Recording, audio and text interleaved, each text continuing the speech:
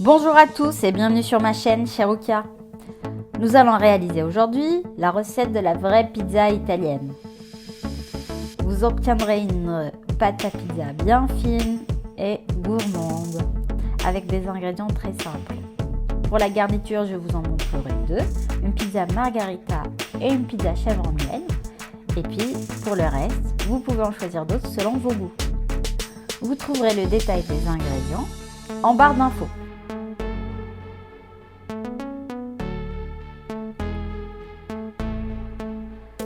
Pour cette pizza, c'est très simple. On va prendre notre saladier, on va mettre la farine, le sel. On mélange un peu pour que le sel ne soit pas en contact direct avec la levure quand on la mettra. On met une demi-cuillère à café de levure et on mélange le tout. On va venir alors incorporer l'eau et on mélange.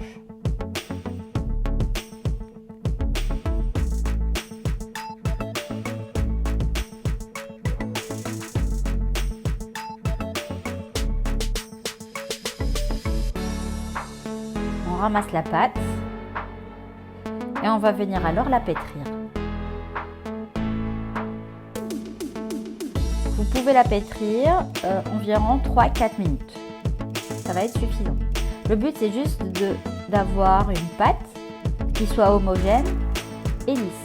Si vous voyez que la pâte est trop collante, n'hésitez pas à rajouter un peu de farine. Donc vous voyez, c'est vraiment très simple à faire. Pour cette quantité de pâte, on va avoir 2 pizzas. Donc on coupe notre pâte en deux. On va venir la ramasser et en former une boule.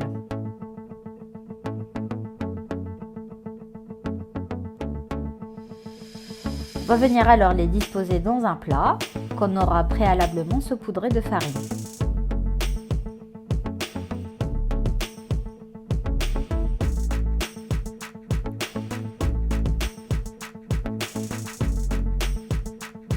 On va alors laisser reposer le tout après avoir recouvert les deux pâtes environ 2 heures.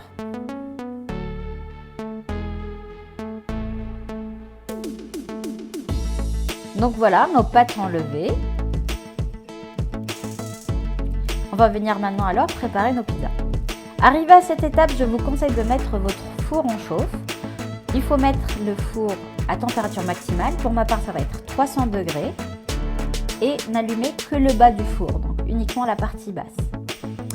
Pour étaler la pâte, c'est simple. On appuie sur le milieu. On va venir alors prendre la pâte et la dérouler. On la retourne à chaque fois en lissant sur les côtés. On laisse uniquement un petit rebord. Vous voyez comment la pâte est bien légère et élastique. Moi j'aime bien les pâtes bien fines, donc vous voyez comment elle est fine. On la met dans notre plat perforé à pizza.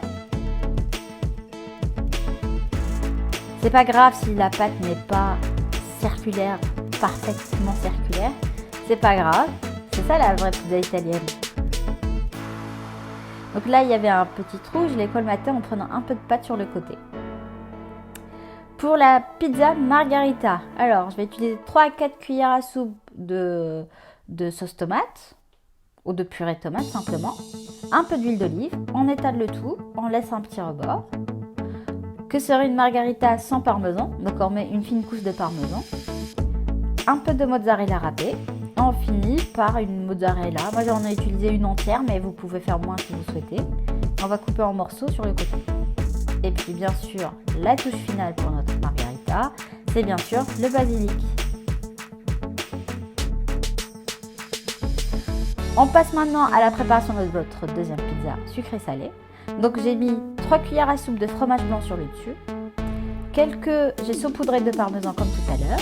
J'ai mis un peu de fromage râpé, de la mozzarella en l'occurrence. J'ai mis ensuite une demi-bûche de chèvre. Et je finis par une touche de miel sur le dessus.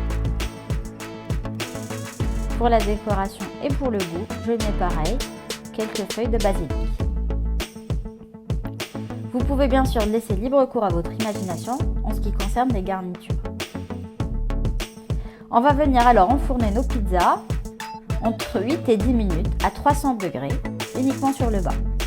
Et on obtient alors cette magnifique pizza, bien moelleuse, bien cuite en dessous.